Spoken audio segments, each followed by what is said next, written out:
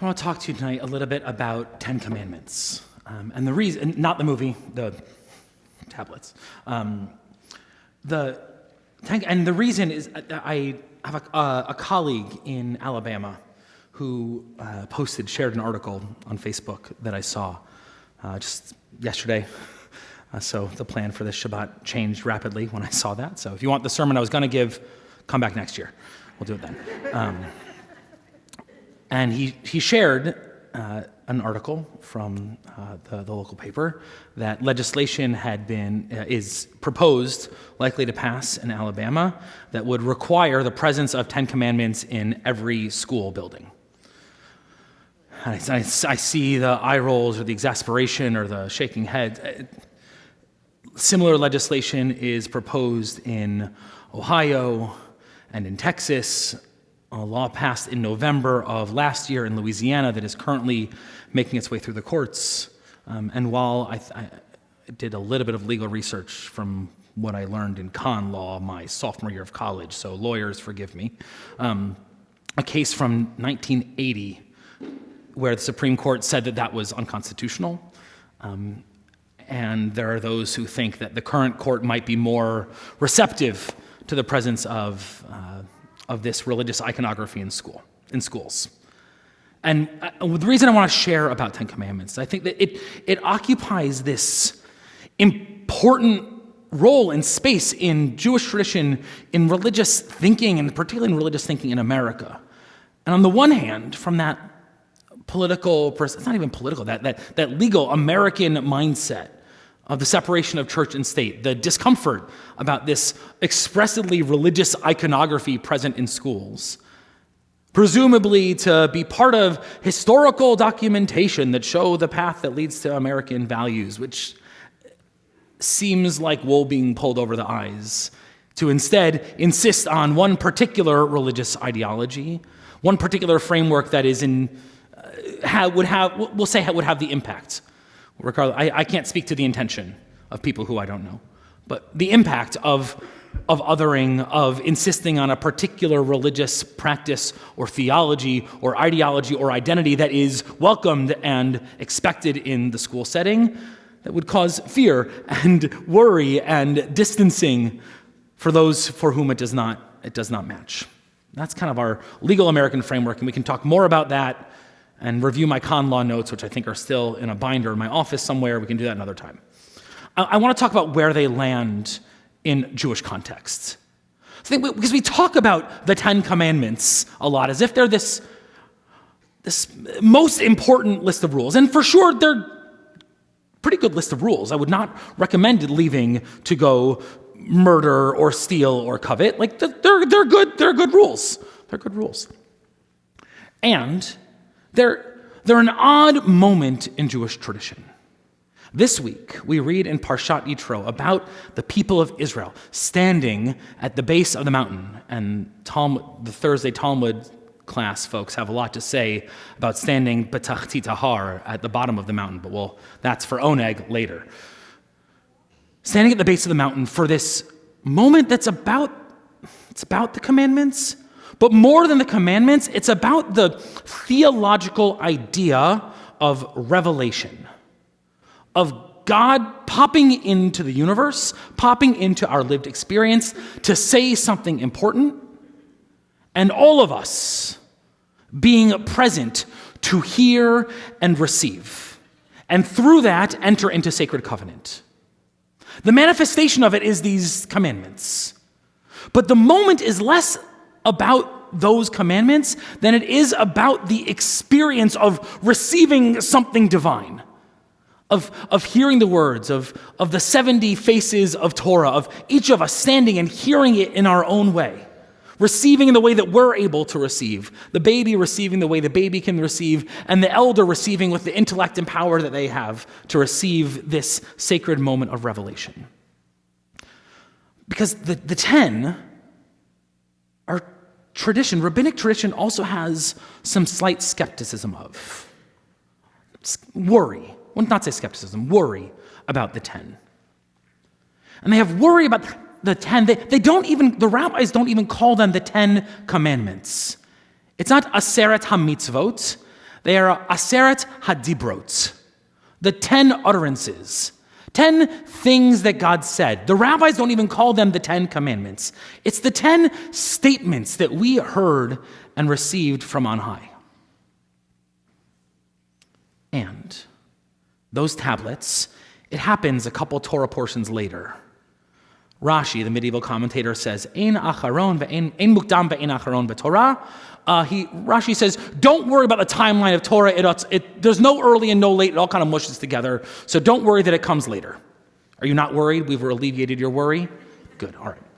So later, those tablets are going to get smashed, broken into smithereens. And that same commentator, Rashi, when this moment is shared again in the book of Deuteronomy, he writes a story where God says to Moses, Yasher koach sheshibarta. Hey, Moses, way to go that you broke them. What? Like, good job breaking the tablets? There was a lot of violence and sorrow and anger that happened there, but in that, good job that you broke them. And now I see a bunch of brows that I have furrowed. So let me try to unfurrow a little bit. I think our tradition becomes worried that those tablets, that these pieces of stone etched with the words of God will become objects of worship themselves. And the objects are not what is intended to be worshipped. God is intended to be worshipped. These are ideas that form the foundation of who we are. We are not a people of iconography. We are iconoclasts. We receive from Abraham and the stories written of Avram in his youth. We don't worship stuff. We smash stuff. We break it and then try to rebuild something new. Try to rebuild not from the tangible and the physical, but from a universe of ideas. And the rabbis offer that the tablets themselves are a risk for the people. So we have to break them. We need the next set of tablets, Moses has to hew out of the stone.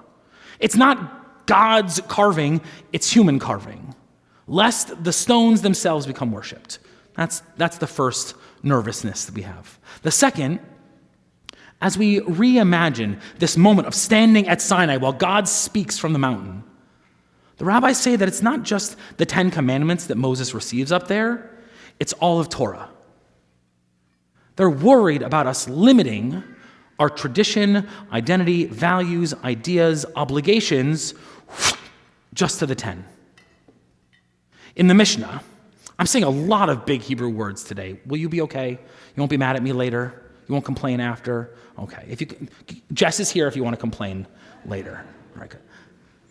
In the Mishnah, which is a foundational compendium of Jewish ideas and legal writings from around the year 200 CE. The rabbis talk about the early worship service. And they say that during that service, they would recite the 10 commandments. And then, because of fear of what heretics might say, they got rid of that from the service and wrote something new. They worry that the heretics would say, I read the book. It's just those 10 that you got on the mountain. Why do I got to do all this other stuff? It's only the 10 that I have to do. So the rabbis don't overemphasize the 10. We don't have 10 commandments in Jewish tradition. We have 613 commandments.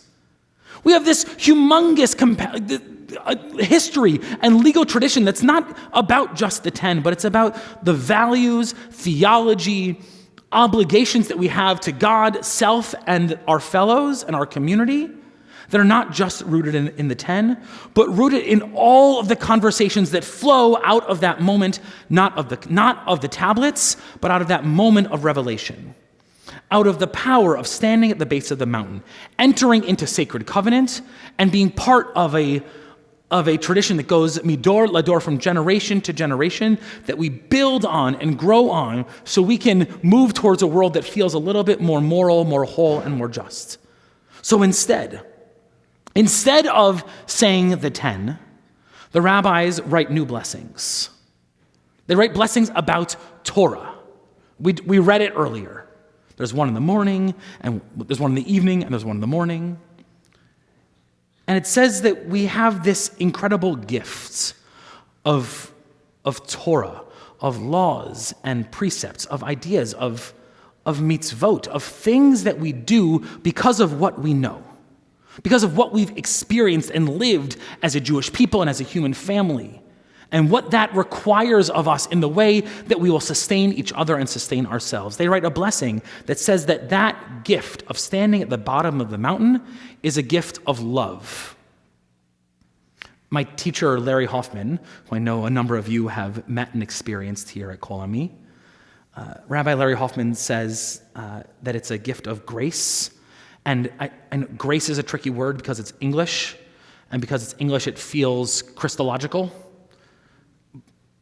But if I said the word chen, you'd be like, oh, that's good. That's Jewish. I like chen. Chen, it's grace. And he says that grace is the gift you receive even though you don't deserve it. Not that you're an unworthy little bug. No, you did nothing to earn this gift, but you get it. And Torah is this incredible gift that we get even though we did nothing to deserve it. We got it. And we got it because of the sacrifices and the work of our ancestors.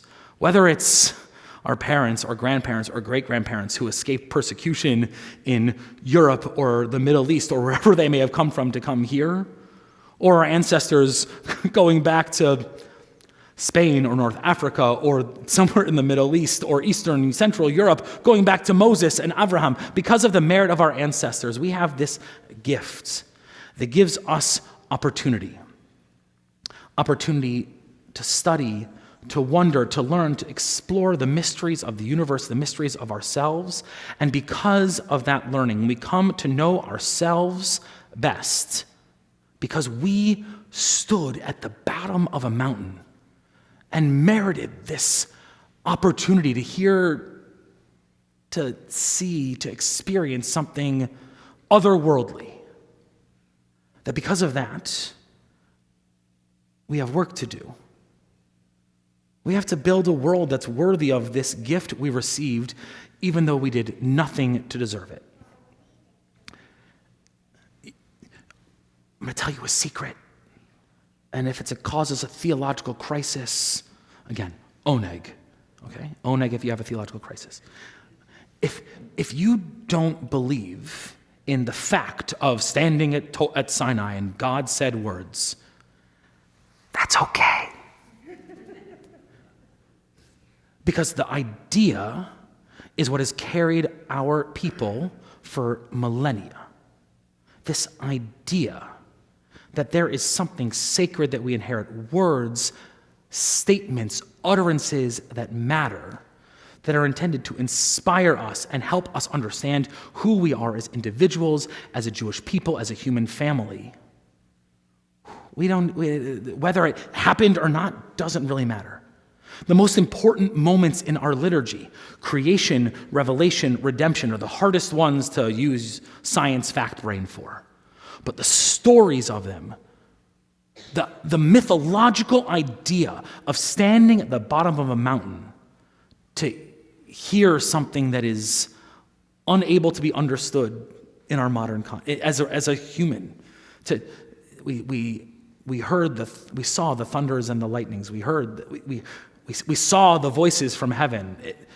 It's the fancy word is, I'm going to use, now I'll give you weird Hebrew words. Here's a weird English word. It was oh goodness, now I just forgot it. Theophanous? Yep. No, Theophanous is a name. Don't worry about it. We heard something godly as humans. And because of that, we connect ourselves back to that past and have obligations in our present. We don't get stuck on the stuff because the stuff distracts us from the ideas, from the conversation, from the learning, from the study. We don't want to restrict ourselves to a piece of stone in a school building that might distance or cause fear, because what we want is the conversation.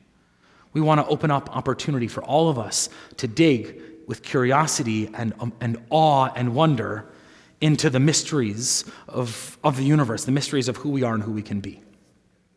This week, we imagine again. we imagine again the incredible story of all of us across every generation standing together to receive. And after we receive, it's our job to figure out what we will do with those words next. Ken Yehi Ratzon, may we be worthy of the words we receive and the deeds we're called to do.